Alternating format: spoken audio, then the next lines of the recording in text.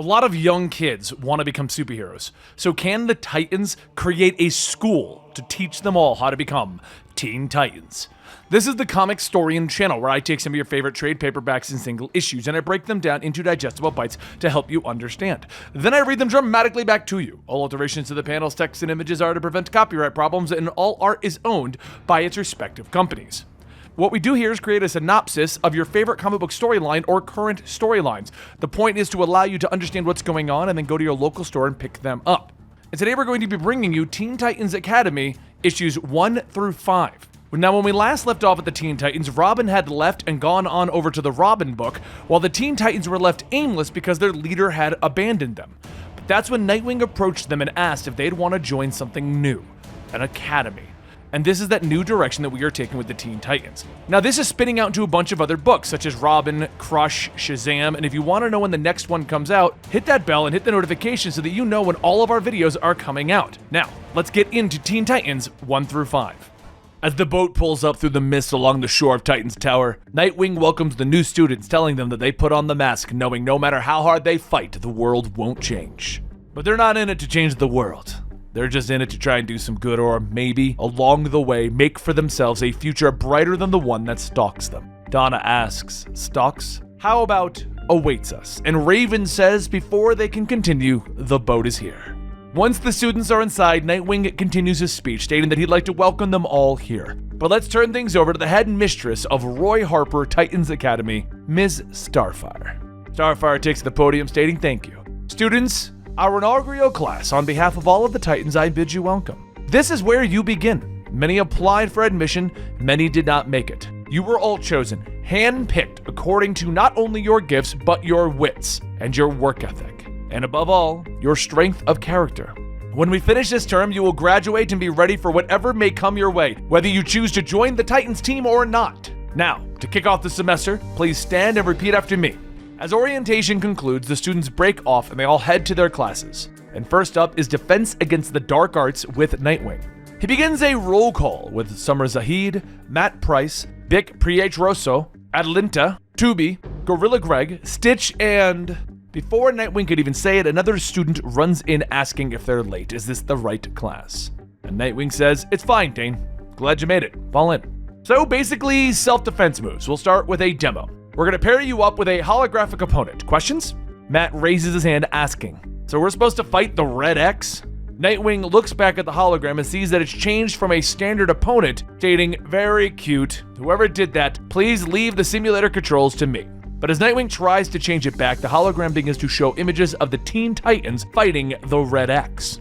Nightwing sighs, stating that he did promise them a demo. But as he fights, Nightwing tells everyone that there was a time when he wore the Red X mask. He nearly lost himself to the darkness because of it. But unlike the two that wore it after, he had the Titans pull him back into the light. And that's what this team is for. If they learn nothing else from this academy, learn that. As for Red X, the best that he could say about him is that he's dead. Later after class, Brick stays to continue training, but instead of the default holograms, he fights the Red X's as Nightwing did. But before long, more holograms begin to appear, and Brick lets out a concentrated blast, ripping a hole through the wall. Donna walks in, stating that it was quite impressive. What was that? Organic EMP? That was on your file. Brick looks down, stating that he shouldn't have used it. He doesn't like using it. What is she doing here? Donna tells him that they're actually looking for him, and as his faculty advisor, they were supposed to have a meeting. They still have time unless he'd rather spar. Brick takes his fighting stance, and Donna settles in, stating that she should warn him. EMPs don't work on her. Brick says that's fine. He has other ways to take her out. And later that night, everyone gathers in the mess hall to wish Nightwing a happy birthday, and let the students have a fun night in. After opening his present, Cyborg looks at it, stating that this was a blast from the past. Is he sure it's the original? Nightwing takes out the Red X mask, stating yeah, he lost it in the chase with Slade that final night. Never thought he'd see it again. Donna asks who could have given it to him. And Nightwing says that that's just it. No name on the box from who, and no one's fessed up. He then turns to everyone, stating that he would like everyone's attention for a moment. It's almost lights out, and he would like to thank them all for a great first day at the Academy, as well as the surprise party. The gifts, especially this one, from Anonymous, whoever they are, he's not sure how they found this mask, but he's glad that they did. It's a perfect reminder of what they hope to achieve here in Harper Academy. He then points to the T, telling them that they all wear this emblem because it stands for something. The whole tower stands for it: tenacity, teamwork, trust. The whole reason this school exists is to start them on the right path early. And that means even if it's just party games and in good fun, they must always, all of them, remember who they are. Red X is what happens when you forget. Red X is when people get hurt. Thank you for that reminder. All right, lesson's over. I gotta get to the fight sim. Unless there's a piñata, because I will drop everything for a piñata. No? All right, lights out. As everyone begins to head back to their rooms, Nightwing sees the fighting simulator already in use, and when he opens the door, he sees Brick staring back at him. He asks what he's doing, but Brick doesn't answer and he runs to his room. Nightwing says that is strange. Was Brick at the party? And Starfire says that she does not believe so, but attendance was not required. Nightwing then says that he should probably look around first, make sure that there isn't anything wrong, and get the mask. Starfire tells him that they can do without the mask, and Nightwing asks her, yeah? Starfire looks back at him. Yeah. Meanwhile, over in the bathrooms, a mirror shatters as someone punches it, wearing the Red X mask. The young speedster, Alinta, spins the wheels on her wheelchair as fast as she can, telling herself to be careful. Too fast and she's going to rip the treads right off. Her blades are in the locker. No one will catch her with her blades on if she can just, but at that moment a baton is thrown into the spokes of her wheels and she crashes face first into the ground. A figure then walks up as she asks just who are they. The person is wearing the Red X costume, telling her, someone who's always 3 moves ahead. Alinta asks, why not just skip to the last move then? Well, what are you waiting for? Red X yells for her to shut up and then throws his crosses. However, 3 days prior, the students of the academy are given a field day so they can let loose for a bit. As Alinta skids to a stop, Cyborg tells her to take it easy. She's a Speed Force sprinter. Keep it to quick bursts like a lightning bolt. She catches her breath and runs off, saying bolt. She kinda likes that. Besides, she didn't give up everything to come here just to be a sprinter. Perhaps if she trains. Cyborg laughs. All right, I get it. Just don't overdo it. Even the fastest speedsters in the world know when to slow down. As Alinta races off, Cyborg notices another student, Matt, sitting alone at the chessboard. He looks up and looks at the board, stating, checkmate in 7 moves. Matt moves a piece, telling him that it isn't chess, but Cyborg says, good, because I just made that up. But if this isn't chess, what are you playing? Matt tells him that's a rima.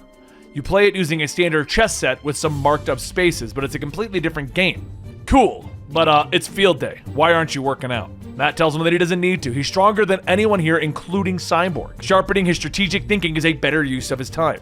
Speaking of time, Cyborg is taken aback as he realizes the time, yelling for everyone to take it easy and blows his whistle. As Matt begins to put away the pieces, Cyborg turns to him asking if he's homesick or something, or does he need someone to talk to? Matt tells him that he doesn't need anyone, as in he doesn't have a home or some origin story. Last year he woke up in the med bay of the USS Eisenhower. Captain said he fell out of the sky and that he was lucky that they were there to fish him out of the Atlantic and save his life. Waking up on the aircraft carrier is his first memory. Everything before it is a total blank. Anyway, as for getting homesick, he literally wouldn't know where to start. See you around, Cyborg. Later, as class is beginning to get ready, Cyborg sees Nightwing in the halls asking, hey, and Nightwing asks, hey, have you seen my old Red X mask lying around? Cyborg looks at the class in which Beast Boy is wrestling with the kids, telling him that maybe the command center? Not sure, really. Hey, between his legs! It always works no matter what! But as Beast Boy turns into a dragon, he yells back, hey, don't tell them that! As Nightwing heads into the command center, he sees Red X at the computer as it tells him, download 80% complete. Red X turns back, throwing 2 crosses, giving them enough time to complete their download and pull out the flash drive. Nightwing shouts into the comms for someone to come in, and Donna asks what is going on. Nightwing chases after Red X, telling her, command level, north stairwell. Alinta sees Donna running down the hall, asking what are they chasing, and Nightwing tells her that she'll see when she gets there. As Nightwing reaches the stairs, he sees Red X going down, breaking the wall-mounted fire hose, using it to follow. Donna tells him that the hose is too long. He's going to hit but before hitting the ground, Alinta catches him, telling him, you gotta be more careful at your age. Nightwing asks, wait, my age? I mean, thank you. However, as Nightwing looks at the cape, he tenses up, and Donna asks, what? A misdirection? Nightwing tells her that they were smart. They threw the cape down while they went up and out. Call an assembly now. The students all gather with Alinta sneaking off on the phone, telling the person that she has to go, stop calling her. Voice tells her no, she owes them. Did she really think that they plucked her from the outback and set her up with a whole new life because they're so gosh darn nice? They own her! Alinta tells them that nobody owns her, and she hangs up. Elsewhere, two shadowy figures sit, and one asks, "A kid?" And the one on the phone says, "Barely. You're going soft, aren't you, Smith?" Smith pauses for a moment, telling the other to just give them the file. Now we go back to our current time, where Red X arrived and threw Alinta to the ground. And she asks again, are they going to do it or not? Red X tells her, "Shut up! I'm not going to kill you, but the others might." A voice then says that they won't if she comes quietly, which he seriously advises that she does. As the boss always says, everything else would be suicide. As Alinta looks back, she sees Peacemaker standing above her, holding one of the red crosses. Nightwing and Starfire have turned the Teen Titans into a school, and the first two issues introduced us to the new cast.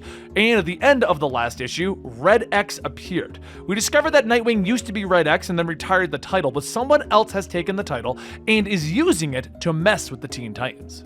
Images appear on the screen, a demon standing over the city, the Titans becoming sort of demons, failure, Red X standing before a monster. Raven looks up at her friends and teammates, and Nightwing looks back from the table. I think we can assume that Red X is human. What about Billy? He asks, but Donna shakes her head, believing that there is no way that Billy Batson would become Red X. The group sit around the table discussing who could possibly be Red X. Now that somebody has taken up the mantle of Red X and is using it to mess with Teen Titans, they need to resolve this. They also wonder if it was right to tell their students that they knew the villain's identity even though they didn't. Garth looks at his friend, putting his hand on her shoulder, asking if she's okay.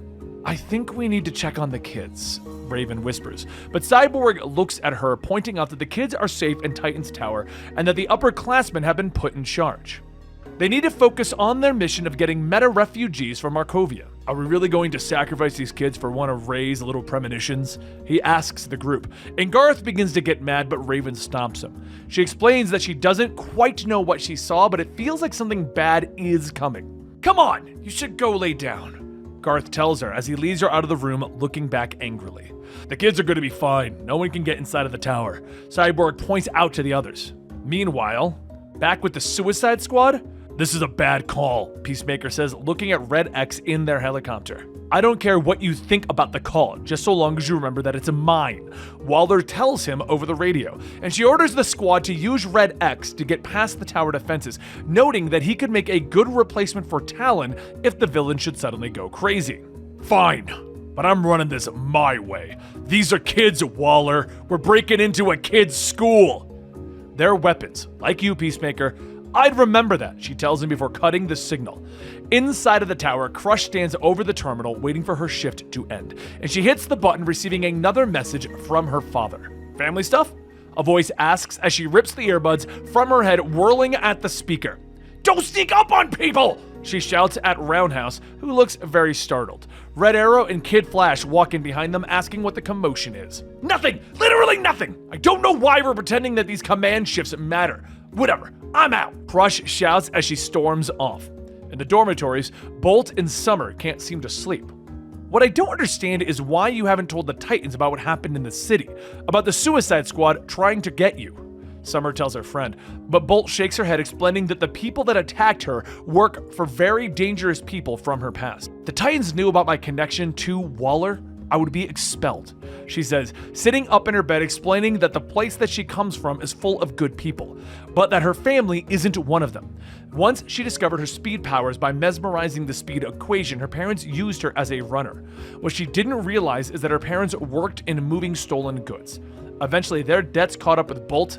She lost her legs. Afterwards, she was left for dead, but a government agent came to her and offered her a new life in a new home. She enrolled me at the Titans Academy on the condition that the instant that she called, I would come running, Bolt explains, and with her story complete, Bolt pulls herself from bed, remembering that she left her blades in her locker. Summer follows her out of the bed, trying to tell her friend to come clean with the Titans. They'll be able to help her. I'll try not to wake you when I come back in. Good night, Bolt says as she steers her wheelchair out of the room. Above the tower, the Suicide Squad parachutes in as Red X explains that he'll be able to mask their biosignatures once they're inside. They hit the roof and he pulls up one of the entrance hatches. Remember, it's important to stay close, he hisses at the supervillains, and he leads them downstairs past the doors marked for the dormitory. Why are we passing the dormitory level? Peacemaker demands. Because she isn't in her room, Red X says simply, and they keep moving. But Red X suddenly turns, looking at the group. Wait, where's... he begins.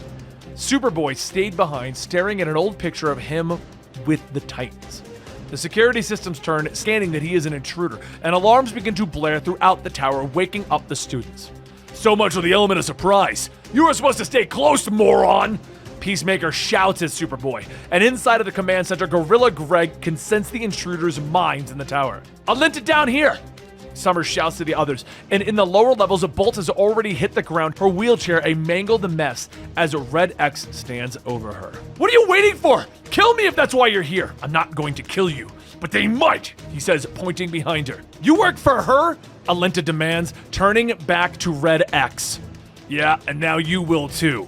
Everyone joins the squad. That's how it works, Peacemaker tells her as he moves to grab her, but suddenly a chain wraps around his hands. Yeah? Well, let me show you how this goes. Crush snaps. She turns, flinging Peacemaker into a wall as Wally and Roundhouse rush in. Superboy? What's going on? Why are you with this trash? Wallace asks as he looks at his old friend on the Suicide Squad. The two groups clash in the tower, but they're quickly joined by the rest of the Titans Academy. The radio crackles as Waller demands a report from Peacemaker, but the man is busy getting his face punched in by Crush. Talon, remove the assets now, any cost. Kill every last one of them for all I care. Waller shouts over the radio, and Talon begins to move quickly through the teens, snapping out attacks left and right. Crush and Red X leap to stop the Psycho as he moves through their friends. It's his handler, she's letting him off the leash! Red X shouts as he orders Bolt and Kid Flash to get everyone to safety. You're protecting them! Peacemaker snaps as he punches Red X in the jaw. He slams his fist into the teen's stomach, demanding an extraction from Waller, when suddenly Warp appears before the team and begins to pull them all out, with Peacekeeper hefting Red X onto his shoulder. Don't let them get away! Crush shouts as she grabs Talon and slams him into the wall. She slams him again and again until her friends are yelling for her to stop. Release him, Crush, now! Starfire calls from behind her, where the Titans have now all teleported in. He tried to kill us! He's a murderer! Crush shouts over her shoulder, but while she isn't paying attention, Warp returns and teleports Talon away. I had him, and you distracted me. You let him get away. Crush shouts at her teachers. She yells at them for believing that she was going to kill him, for thinking that she was like Lobo, her father. Finally, she turns. I quit.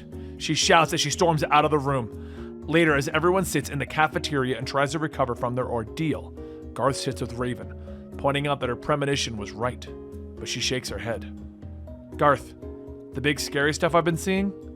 I think it's already here. She whispers to him. It was Monday morning as the Bat Pack goes over their details. The question that they were seeking the answers to was, who is the new Red X? The leader, Chupacabra, studies their findings, along with Megabat, the silent brute, and Brat Girl, the tech genius. As for Chupacabra, he was a beast of prey, and he was ready. This was his pack. This was the Bat Pack. And this case doesn't stand a chance. They're gonna figure out who the mysterious Red X is that infiltrated their base. But before the semester even started, Chupacabra could feel it. Something or someone was hiding in plain sight, practically begging the eyes of the Bat to fall upon them. Maybe it's the Gotham in him, maybe it's the serum-induced senses of an apex predator, but he can smell a mystery a mile away. Brat Girl says that is not how it happened. The only thing that he was smelling on that ferry was his own puke spewing off the port bow. If he's going to tell the story, Diego, tell it right. Chupacabra yells that it's called Licencia Poetica, Marissa. Now, where was I? Oh right, mystery. The Roy Harper Titans Academy was teeming with it, and at its center was the man who brought us all here. 3 orphans and wards of the state, all here from Gotham City. Mr. Nightwing, formerly known as the Red X, and Robin, and maybe even Batman at like one point or for a minute, but still, Red X!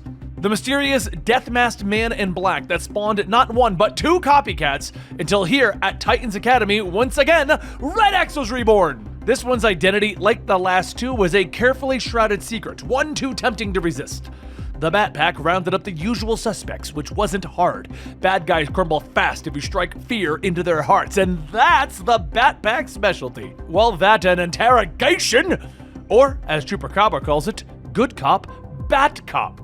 Their first suspect was Tubi, and after a little bit of shock therapy, he sang like a jailbird.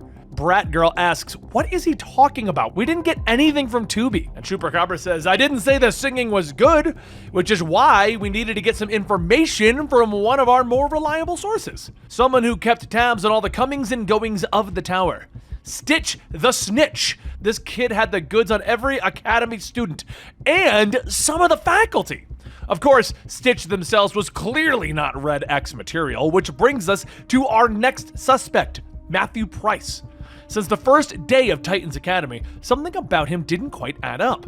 Price was a real loner who didn't participate in group activities, which when you look like a walking prep school acceptance letter, it's pretty weird. Even weirder, at a school for super kids, this one has never showed us his powers. The word on the street is that they're pretty substantial. This kid has secrets. Maybe those secrets involved some extracurricular activities. Price gave us the slip and then stopped our investigations with his abilities. Megabat was no match. Turns out that being sent to detention gives you a lot of time to think. And after the attack from what seemed like a possible terrorist group, Red X defended us. Is he our friend, foe, out of control class prank? And what about Brick Petroso? He fit the angry loner at the academy. This kid is hiding something, cleverly stashed away, wrapped up somewhere out of sight. If we could get our hands on whatever that was. Brat Girl tells him that it's not Brick. Besides, look at this. A live shot from one of the security drones. It's Billy Batson. Bat Son?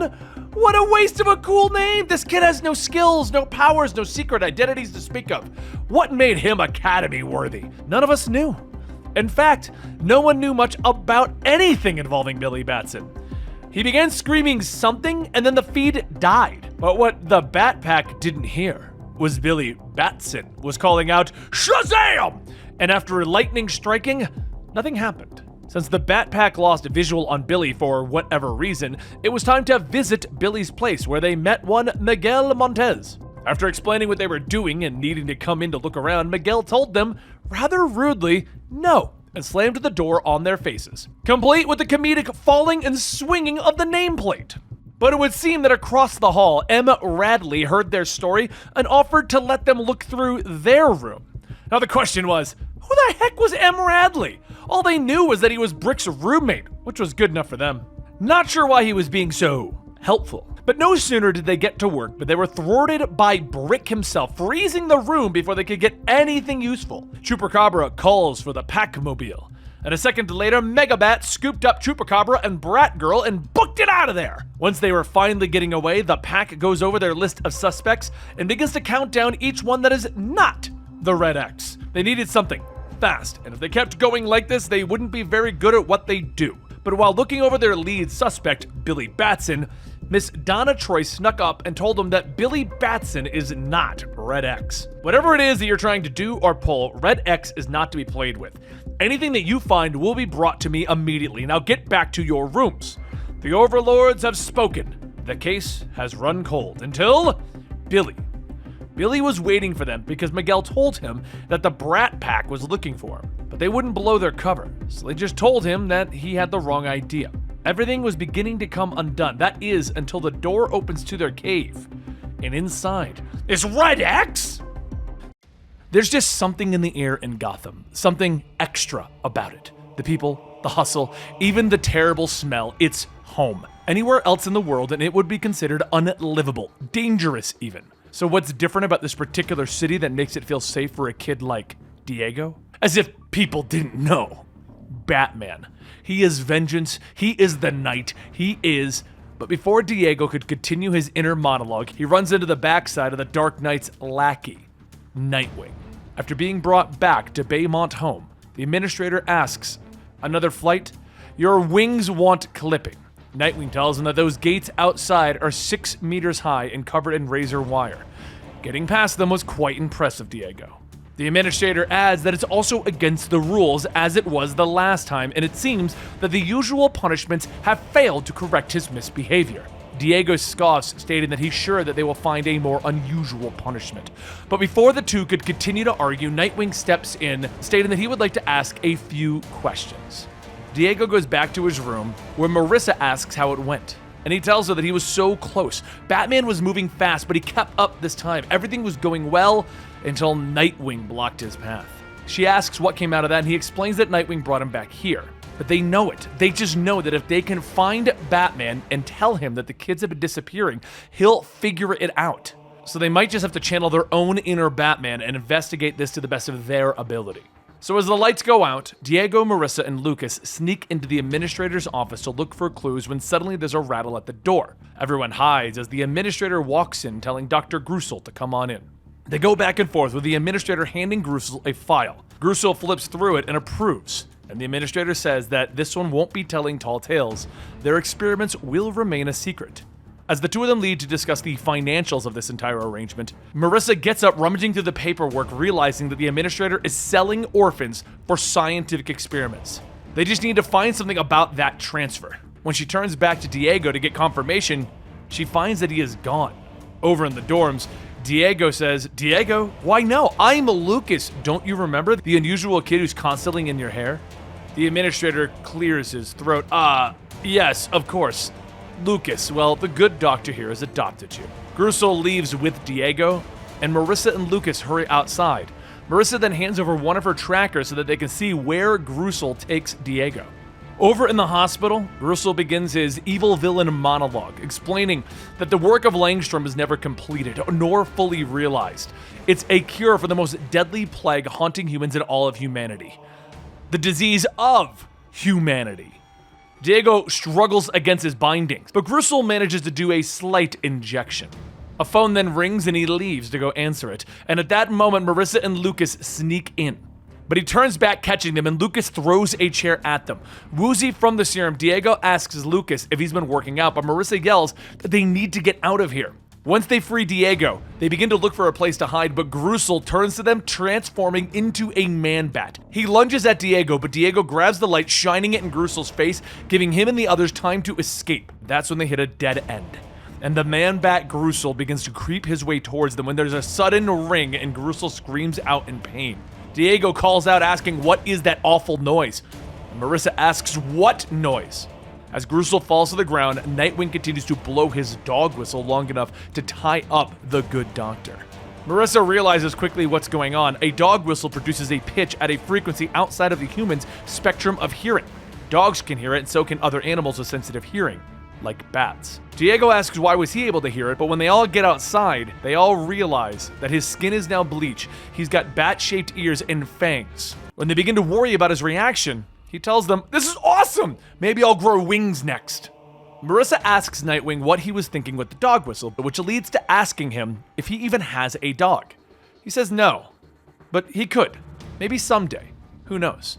It's just folks in their line of work can't find time for pets. Diego asks what does he mean by their line of work, and Nightwing goes on. "You stepped in and took Lucas's place with no idea what was in store for you. It was stupid and reckless and a little bit heroic. Not only that, but Marissa and Lucas not only got out of the basement, but they made an important stop by leaving a rather large file of notes on Jim Gordon's desk. So not only was Gruesel captured, but so was the administrator of the orphanage for selling children." So Nightwing goes on. "I have a new project that I'm planning with my old pack. Have any of you ever been to New York?" Now we cut to the current times, and we see why we were hearing this story of the Brat Pack's origins. Red X looks down at them. "I see. And that's the whole story?" Marissa says that there may be some details that they felt didn't need to be added to advance the narrative. Red X turns and he ponders for a moment. "A deal's a deal."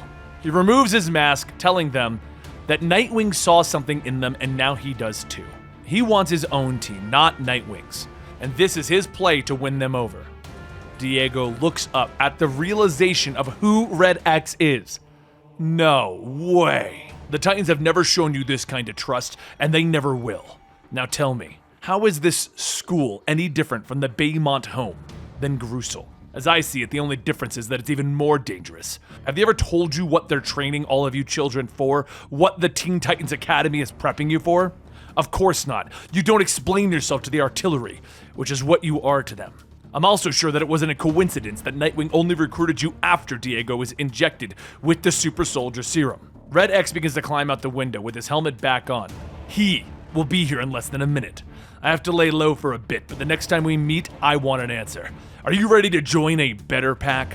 One that looks out for you? Summer break's coming up. Take that time to give it some thought. Thanks for the story. Maybe next time I'll tell you mine. And as Red X leaves, there's a knock at the door and Nightwing tells them, "Come on guys, it's happening." Marissa turns to Diego. "Now's our chance! We solved the case! We know who Red X is!" And Diego tells her to just relax. He needs a second to process all of this. So, they all step outside to the roof of Titan's Tower with fireworks going off as Starfire congratulates them in the sky. Nightwing yells out that it's the end of the first term. Congratulations, you all have done it! Diego looks up. We did do it. We really did. So what do we do now? Marissa asks. And that is the conclusion to issues 1 through 5 of Teen Titans. The fact that they didn't show us who Red X is kind of irritates me, because we're building up to this massive mystery, and whenever a comic book does this, it's just kind of a letdown when they finally reveal it to us. But either way, who do you think Red X is? It's not going to be Jason this time, because he's literally in another book, Red Hood, right now. And on top of that, they have another Teen Titans book coming out where Red Hood is going to join the Teen Titans. So this Red X is not him this time around. So who do you guys think it is? The narrative for this storyline states that it was Nightwing at one point, so maybe that's what they're going to do. Maybe it's Tim, maybe it's Damian, maybe were they gonna somehow wrap that narrative up? Who knows? I doubt they would do anything with Damian because he's kind of learning his lessons over on that murder island right now. And Tim, who knows what Tim's doing right now? I think he's in Batman Urban Legends. Anyway, guys, I hope you enjoyed this whole storyline of Teen Titans. For those who are wondering, yes, we did cover the first 4 of these issues a little while ago, but now we've combined them into this full video for you. You can't even find those original episodes. So thank you guys so much for your support. I really do appreciate it. Don't forget to smash that like button, subscribe to the channel, and then go down, click that bell, turn on notifications so you can keep up to date on all of your favorite comic book stories. Thank you, and I'll see you next time.